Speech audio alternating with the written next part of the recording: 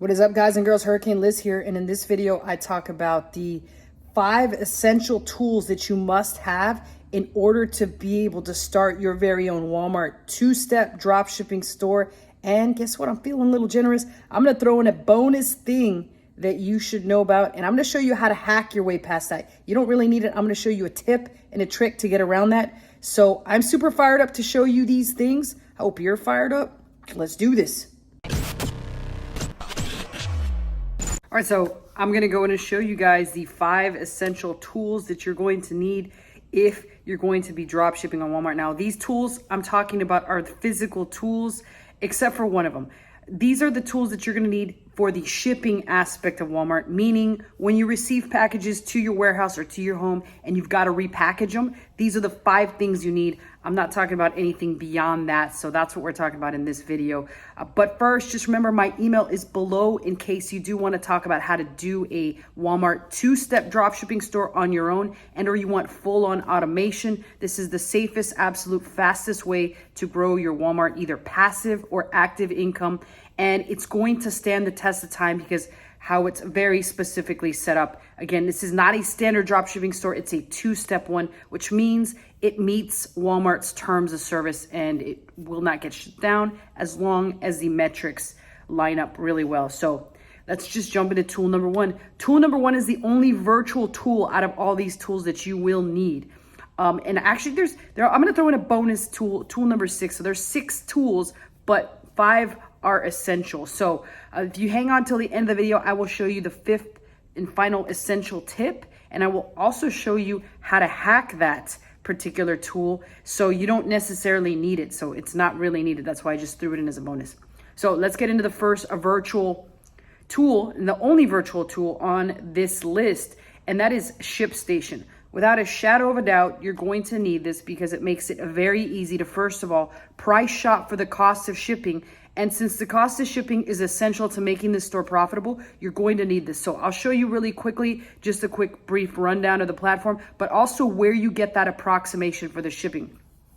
So this is ShipStation itself. You'll see that when the orders come in, they come in from order coming in the soonest to the latest order. These were just cancellations that didn't go through, so I got to get rid of those, but I still wanted to leave those on here for the sake of leaving them on here. It also shows shipped, which will show your total number of orders shipped in the past, canceled and so forth, awaiting payment and all that good stuff. But really, we're only going to deal with this, and when we ship it out, we can click on it here and it'll bring up all the information right here, and then we can see the full name of the product that's shipping out, as well as we can enter the weight and the package size and so forth. And this is where, as we'd be going along through our workflow for the day, shipping out units, this is what your employees will use or you'll use when you're getting the approximations for the cost of shipping. There is a faster way. You can just click this thing here and fill in information, any information that you choose to fill in. But if you wanted to, and I always give people the example of when you're getting approximations for different weights, you want to enter your city you're in and the city that you believe is the furthest from you. So in my example, I'm in Miami. I'll always use Seattle just because it's the total opposite end of the country. I don't know anybody that lives in Seattle. So, you know, it's the best place to guess, and that's what you'd figure out. But if you're right in the line of fire and you've already got orders coming in and you're trying to figure out, okay, what's the cost of shipping? It's as simple as ticking it off here. It pops up right here, and then you're just going to enter the weight. So let's say, for example, this particular item is just 1 pound. All I got to do is hit the 1 pound and then click this little calculator, and it's going to fire up the approximate shipping cost to their address already. You'll notice that it auto-populates their city, their postal code, and the weight. And then I can check USPS, which you'll see it's 809 select ground and 841 priority, just about the same, or UPS 840 ground, 650 ground saver. So this is where you can make a decision as to where you want to send it. And this one probably costs so much because it is at the opposite end of the city. But that's pretty much ShipStation in a nutshell, and what you'd use in order to approximate shipping costs. Now, let's go ahead and record the live portion of this. Not that we're not already live, but and show you guys the rest of the tools that you'll need in order to ship things out. All right, so here we are. It looks like it's a mess, and rightfully so, it's a mess. But let's go over what some of these things are that we'll need. First and foremost, you're gonna need that tape and the tape gun for sure. These I got off of Amazon. I can go and link you guys below so you can see what it is, but you're gonna need this for certain. And then the next thing you're gonna need is poly bags. So poly bags, the sizes that I recommend. Let's talk about the sizes that I recommend. Here is the 12 inch by 15.5 inch. You definitely need some of these. It really doesn't matter the color. I got them in black and they're very high quality, so I will link all this stuff below. The next one is this, and it's a little bit smaller. I can't remember the exact size of this. I think it's a 10 by something. 10 by 6, I believe, this bag. It's the smaller one, and this is good for like smaller items, smaller clothing and things like that. It comes in quite handy. Then come the big daddies, right? The big daddies. This is 14.5 by 19. This will fit like almost any big piece of clothing, as well as you can repackage boxes in it and stuff like that.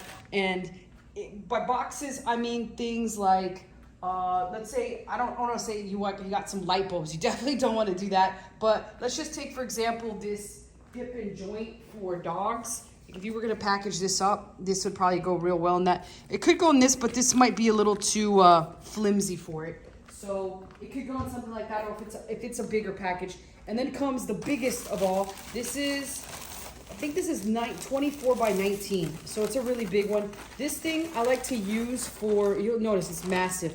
A lot of times I'll resell pairs of shoes, and so the shoes will go nicely in this bag, and they'll fit for larger size shoes. So if you got some big footed dudes, right? We know what they say about that. I'm not gonna say anything, but either way, that'll work for those kinds of products. Then we got our bubble mailers. So I've got 2 bubble mailers. You'll notice that these black ones they kind of are a little bit more, I don't want to say flexible, but these are 6 by 10s. And then these are a little bit bigger. I want to say they're 8 by something. I can't forget the exact size, but they're definitely not 8.5 by 11. They could be like 7 by 9. I believe these are 7 by 9. Or I'll let you know the sizes below, of course, but this is kind of more or less what I have on hand with packaging material. The next thing that you will need is bubble wrap. And bubble wrap, you really don't need that much of it, but every now and then you could need some. I just have any kind of bubble wrap that I can get. Usually I will get it on Amazon. It comes in the handiest, it's the cheapest, and it's the quickest to get to you, right? So obviously bubble wrap is the next one. The next item that you will need are some boxes. So let me go over the boxes that I like to carry, and then I'll kind of explain to you what I do when I don't have the right size box in hand. So you can't use the ones that Amazon sends you, because they're going to have the smiley face on them, as are all their poly bags and their bubble mailers. Everything comes with the Amazon smiley face. The Amazon smiley face is the death smile of death, meaning your account will be killed on Walmart if they catch you with that shit. So get rid of it, throw it out, and get rid of the receipt that's in there. Make sure that the product doesn't somehow get stuck onto the receipt. And those are little tricky little bastards. They're tiny, they're clingy. They're kind of like that tiny clingy girlfriend you had back in high school that you just couldn't get rid of. That's the Amazon receipt. But the box, here are the sizes that I keep on deck, just because most of the stuff that we're reshipping out weighs in the less than 2 pound category or less than 1 pound category. So if you have these boxes on hand, they should be about 85% sufficient enough to fulfill anything that doesn't go in a poly bag and anything else. 15% will not fit in these boxes, so you will have to get another box. But in those cases, which happen very rare, you could just go out and get them, or keep the next biggest size on deck after this. So this one is, there's actually one smaller that I keep on hand, but I don't have them right now. It's slightly smaller than this one. This is the middle box that I keep on hand. So this is the 12 by 9 by 9 box. These are terrific. I usually can get them on Walmart and or on Amazon, and they just ship straight to your house. The next box, which is the biggest box that I keep on deck, is a 12 by 12 by 12. With this box, I rarely ship anything out on this box. It's very rare that something will go out in this box. The primary box that I use, I'm out of, but I will put the size below just so you guys know which box that is, and you can use that box to ship out most of the stuff that's too fragile to go in these boxes. So it could be something with glass, something that's breakable, something that you just feel could get smushed in one of these poly bags. You'll stick in that smallest box, which I will have linked below. I don't see any on deck. And for all other instances, you've got the 12 by 9 by 9, which is a little bit large. This is large considering the types of items that we're shipping out, which are typically, like I said, the majority of them are under 1 pound. The rest of them go slightly up to as high as 2. It's very rare we ship a 2-pound item or higher. But this is a quick rundown of the stuff. Again, the last bonus one I'm gonna cover here in a second. There's 2 more that I gotta cover. The last one and then the bonus one. This one I'm gonna cover fast and furious. It's a printer.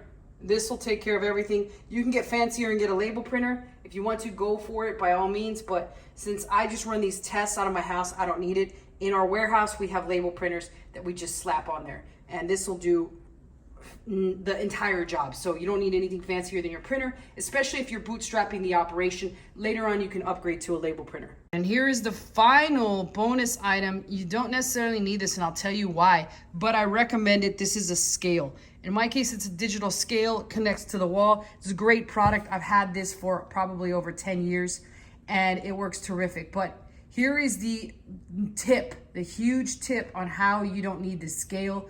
What you can basically do is every package that comes in from Amazon has an already existing label on it. I'll show you here right now. This label has the weight. It always has the weight on it. So you just gotta look at the weight. And you can notice on this one, 2.6 pounds. Just use the weight that's on this box. Mark that in ShipStation as your shipping weight, and you're all set. You've got the weight, and you don't need to have this scale.